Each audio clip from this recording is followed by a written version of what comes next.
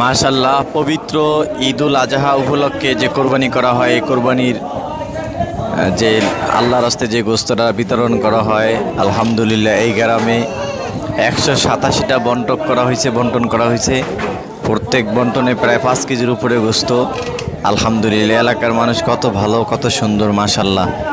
গরিবদের জন্য কি আয়োজন, বিশাল ব্যবস্থাপনা মসজিদের বারান্দার ভিতরে। আশা করি প্রত্যেকটা পাড়া মহল্লায় এরকম হওয়া চাই।